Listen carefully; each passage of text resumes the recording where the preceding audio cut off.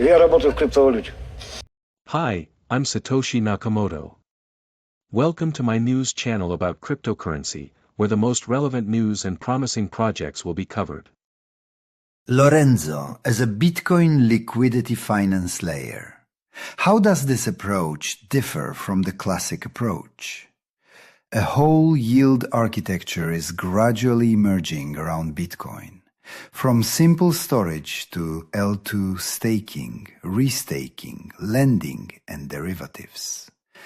Early on, BTC-LST protocols emerged as the dominant ones, issuing liquid receipts for deposited BTC, allowing for simultaneous holding of the underlying asset and participation in DeFi.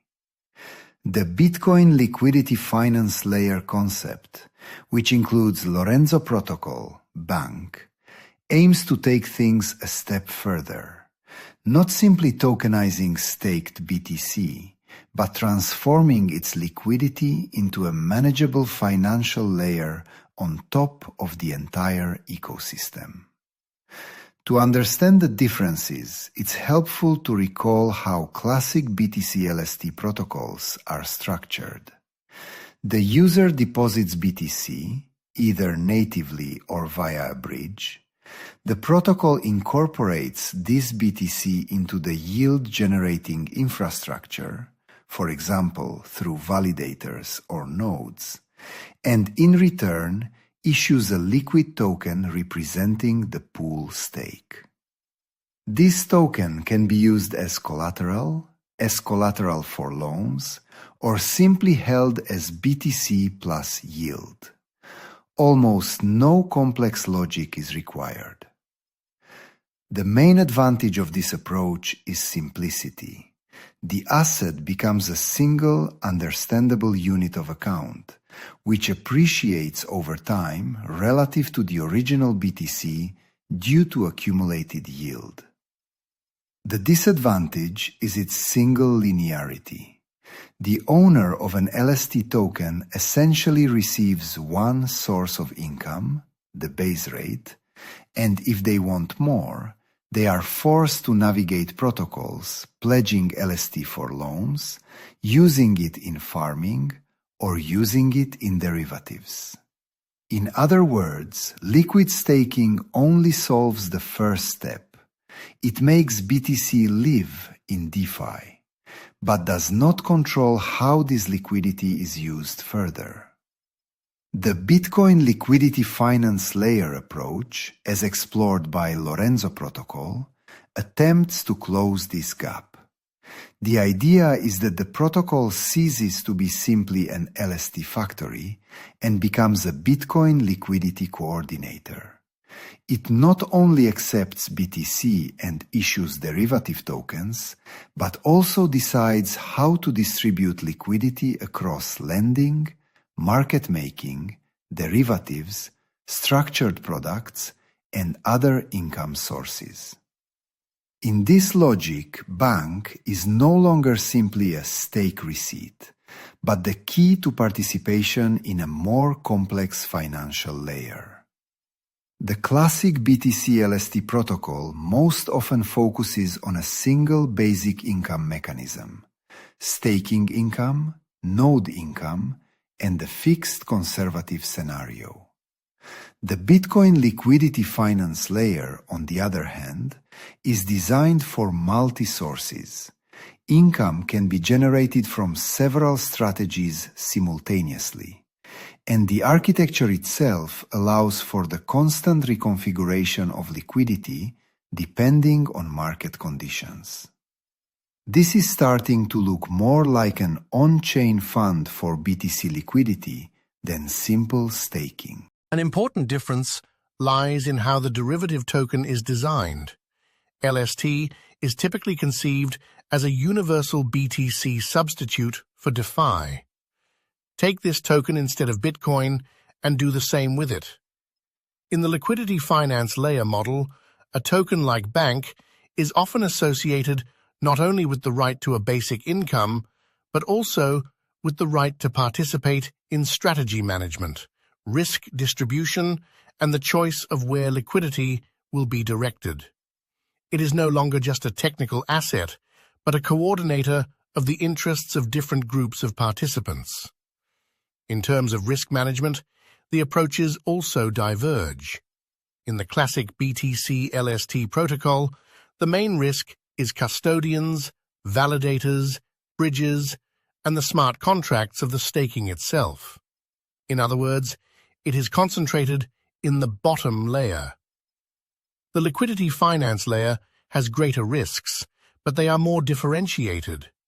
One layer is the underlying risk of BTC and infrastructure, another is the risk of the strategies selected on top, loans, derivatives, market making, and the third is the governance risk, that is, how responsibly the protocol balances profitability and security. Capital efficiency is a separate issue. In the LST model, the user often decides whether to take leverage, whether to use LST for loans, or whether to use it in perp positions. Bitcoin Liquidity Finance Layer proposes to bring this optimization to the protocol level. It designs strategies to use collateral, BTC, and derivatives as efficiently as possible, combining leverage, arbitrage, funding, and other income sources. The user, in essence, is buying not just staking participation, but a share in a more complex yield farm. The way such protocols approach time is also interesting. The LST model is designed for smooth, predictable growth of the token's value relative to the underlying asset. The return curve is more or less stable, and significant fluctuations are rare. Liquidity Finance Layer, by contrast, can experience periods when returns are high but more volatile. During periods when arbitrage and derivative strategies perform better, the results are significantly higher, while during calmer periods, the market collapses some of its potential. This makes this protocol closer to active management than to a BTC bond. Another important difference is the depth of integration with external protocols. In the classic model, LST is an asset that should be as neutral and easily accepted everywhere. It's known as collateral, and no one cares much about what's inside. Bitcoin Liquidity Finance Layer, on the other hand, often builds tighter integrations. Collateral is used in specific products. There are pre-built bridges to specific markets, and scenarios for collaboration with perp and option platforms, indices, and structured pools are envisaged. From a user perspective, the difference manifests itself in the user experience. In a simple LST approach, the picture looks like this. Deposit BTC, receive LST, and then figure it out yourself. The Liquidity Finance Layer approach creates a different scenario. Deposit BTC, choose a risk profile, and then the protocol will distribute liquidity across strategies, regularly reviewing them. Technical and legal details may differ significantly, but the logic of the shift is clear. From make your own tool to join a layer that manages the market for you.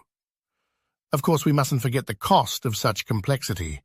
A BTC LST protocol that only issues a liquid token for staking is easier to audit, easier to describe to regulators, and easier to explain to users. Bitcoin Liquidity Finance Layer is more complex, as a set of smart contracts, as a governance model, and as an object for risk assessment. This inevitably raises questions about trust in the DAO, the team, the risk management processes, and the transparency of strategies. At the same time, it is precisely this multi-layered nature that provides what classic LSTs lack: the ability to transform BTC into a first-class liquidity within on-chain finance. While LSTs solve the BTC plus interest problem, The approach that positions itself as the liquidity finance layer aims to transform BTC into an asset around which a whole range of products can be built, from basic staking to synthetics, options, structured notes, and complex credit lines. Strategically, the difference can be described as follows. BTC LST protocols are the base layer for tokenizing yield-generating Bitcoin, while Bitcoin Liquidity Finance Layer protocols are an attempt to immediately build a second layer of financial architecture.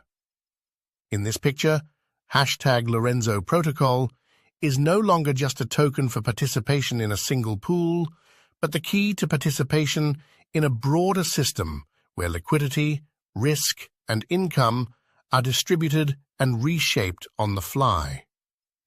This is why it's important to discuss the Lorenzo protocol and similar approaches, not only in terms of current yields, but also in terms of architecture. Classic BTC LST solutions aren't going anywhere. They'll remain the foundation. But liquidity management layers will grow on top of them, and the Bitcoin Liquidity Finance Layer is one of the first steps in this direction. The question is whether such protocols can prove that the additional complexity they introduce is justified by the increased quality and sustainability of returns for those who want to turn BTC into not just digital gold, but also a viable next-generation financial instrument. Go for it. Like and subscribe to the Crypto Plus channel. Modern technologies have radically changed our society, where cryptocurrency has long been the means of payment. The concentration of capital and the growth of cryptocurrency turnover around the world is already today, where scattered small banks are being replaced by cryptocurrency cross-border payments. One of the most important modern decentralized tokens is Soviet gold chervonets, SOVAUCHER, built into the system of cryptocurrency exchanges and allowing financial transactions, which is the most suitable in the system of gaining your freedom and independence. You are on the right path, comrades.